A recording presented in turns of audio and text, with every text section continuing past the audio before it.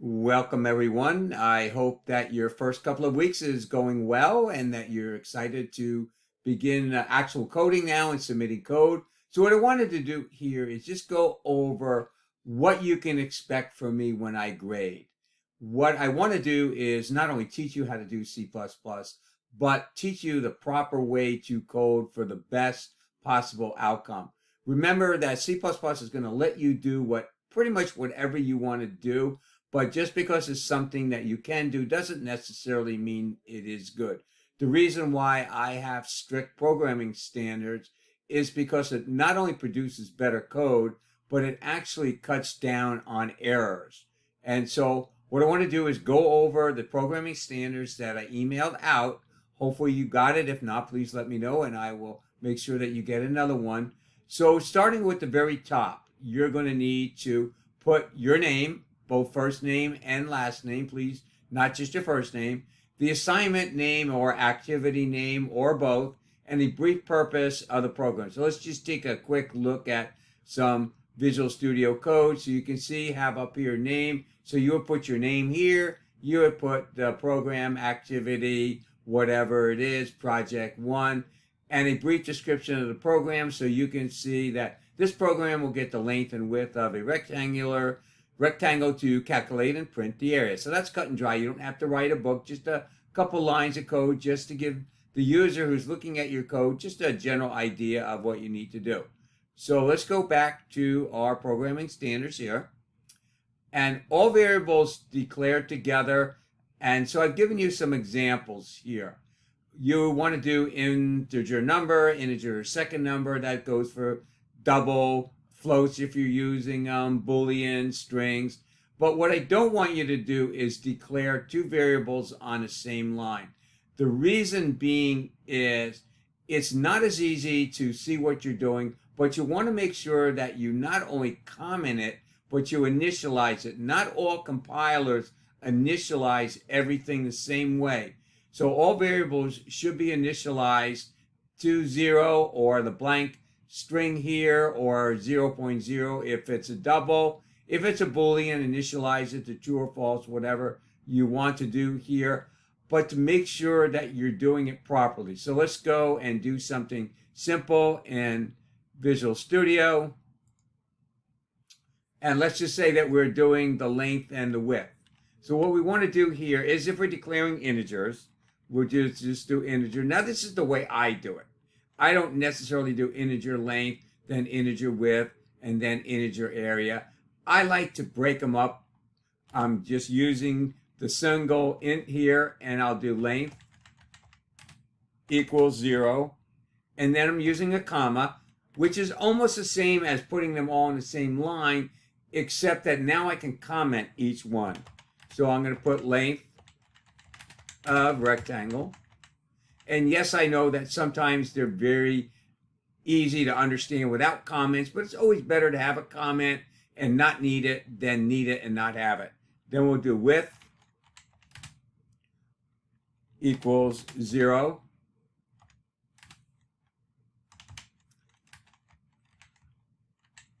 With rectangle, and I guess I spelled rectangle wrong up here, so let's fix that.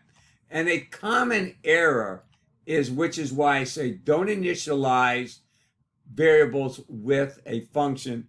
A common mistake is to do this. Area equals length, and eventually I'll get it spelled right. And unfortunately, that is going to be an error because it's going to result in both of them being 0. So you're going to do 0 by 0. So we'll just do area of rectangle. And let's just get rid of this and just make it simple 0. So what I recommend doing always is declaring all of your variables up top together. The reason why, it makes it easier to read when you're looking at them in there. All right, so let's go and move on. And we went through this in here, all variables commented with its purpose. And I noticed that I put in here, a lot of times I get comments that say declaring variables. Well, I understand that. Declaring or printing output or calculating values. So you'd want to make sure that you absolutely make it clear what the value is in here. So all values need to be in camel case in there. So I understand there's Pascal case, there's snake case in here, with the exception of comments, or rather less constants that should be in all uppercase.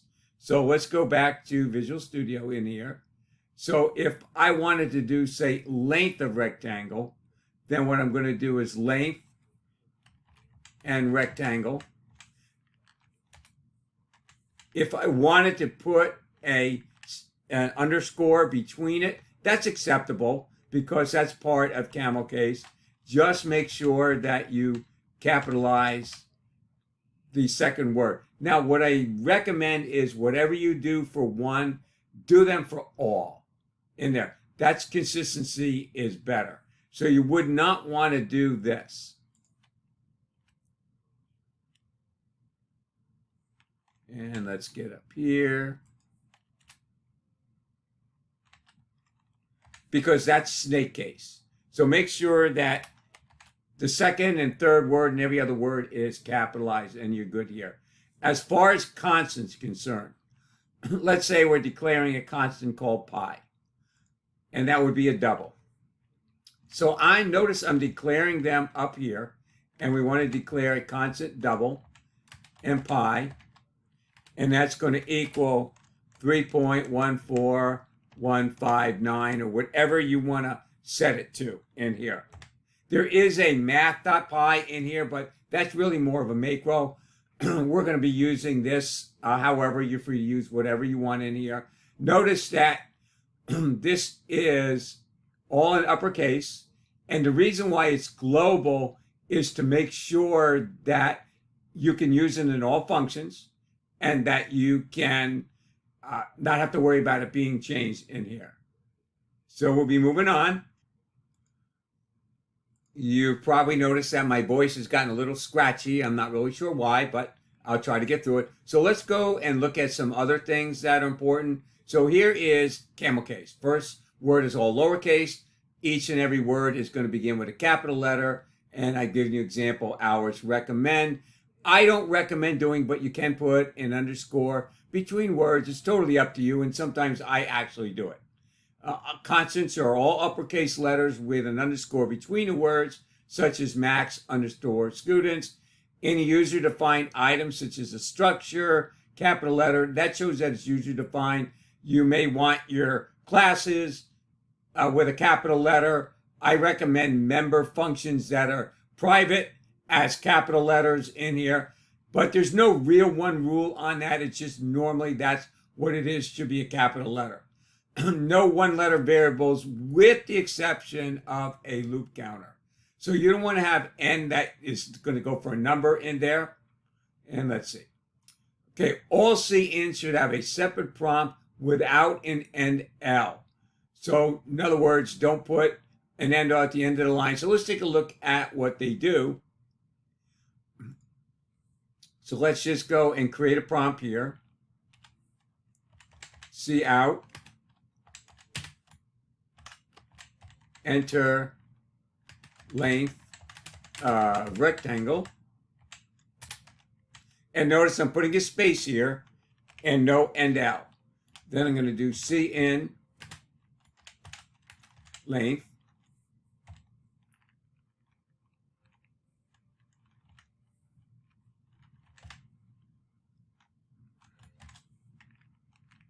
And there we go. And we did the length and the width, so that's good. So now let's just do C out,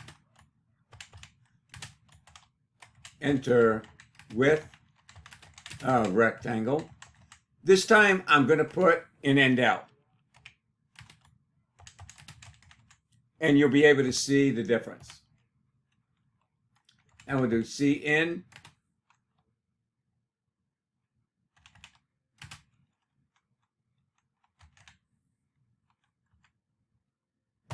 And I'm seeing something red. I'm not really sure why.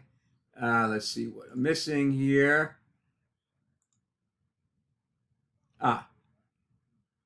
This is C out. Let me CN. This needs to be CN. There we go. I always mix them up for some reason. So that takes care of that. So let's go and see the difference.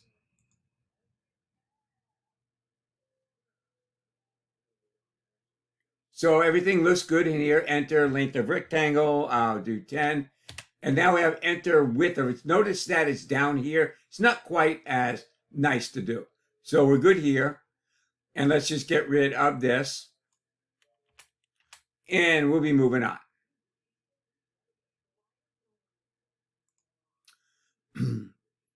So we have this over here. This is what you want to do and what you don't want to do. Loops. Please do not put in a while true loop.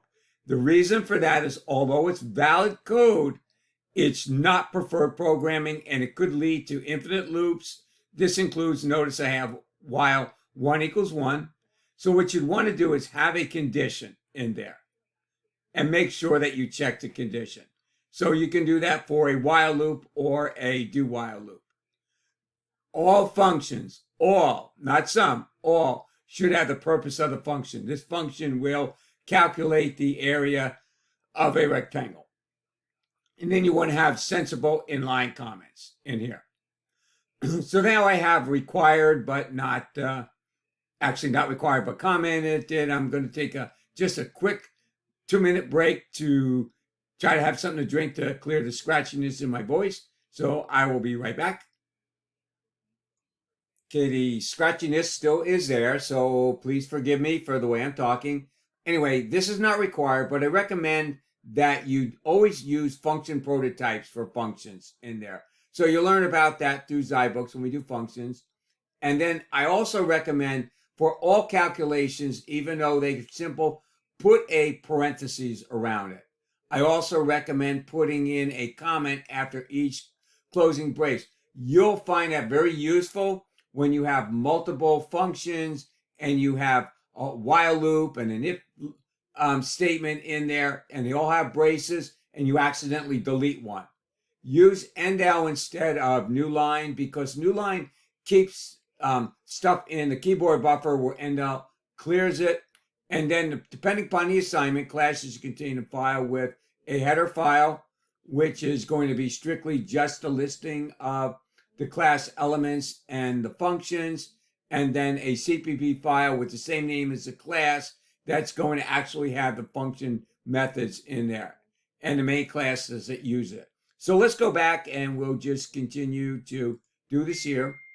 And let's finish the program, simple.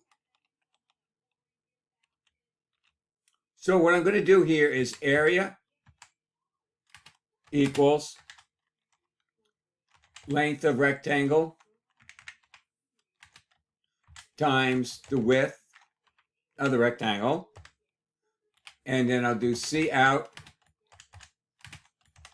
the area of a rectangle with length of, notice the space there,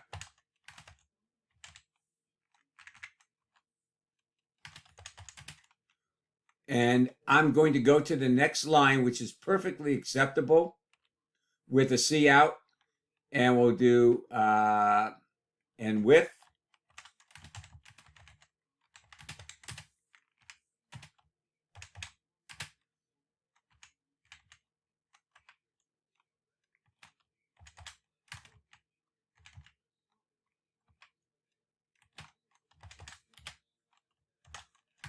is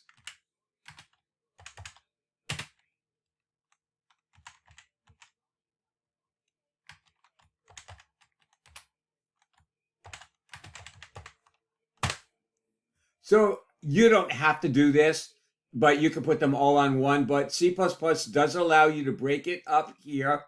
It just makes it easier to do. Some people prefer to put these on the next line here, like this. It's just a matter of preference of what you want in here. So one other thing I want to address is with loops. let's just do a simple for loop in here. And I want to print the numbers from 1 to 10. What I want to do here is for integer I equals 1, then I less than or equal to 10, and then I plus plus. And I'll just do C out I and out. So what you don't want to do is declare an integer I up top here and just do it as counter, and then just do for I equals 1. The reason being is after the for loop, I will be disappear here because it's only inside the bracket to bracket in there. That's scope. If you declare it up top here, it'll be available or visible in the entire function in here. So as far as the comments for brackets, I just recommend doing for, and notice that I have one for main in here. So let's go and see if this program actually works. And then I may modify and add a few other things in here. So let's go and we'll do the length is going to be 10 and the width is going to be 5. The area of the rectangle left 10th and width of 55 is 50. So we know that obviously is a mistake. So we need to go back and find out what that is. I may have printed the width twice. This works fine. So let's go and look. So that leads me to why you should do one thing and check. So notice that I have width twice. So that was one I actually did on purpose. I often do things on purpose to discuss the importance of doing one thing and then checking it. So let's go and run this again. And let's do 10 and 5, and we're good. So one other trick is I often, and it's not actually in the program standards, but I'm going to add it, is a lot of people like to do system pause to stop the program from running, doing system pause.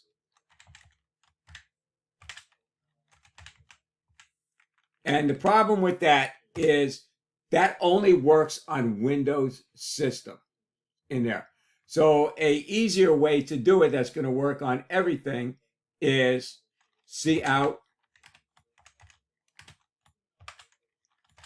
press enter to end program. We'll put a little space in here, and then we'll do cin.get.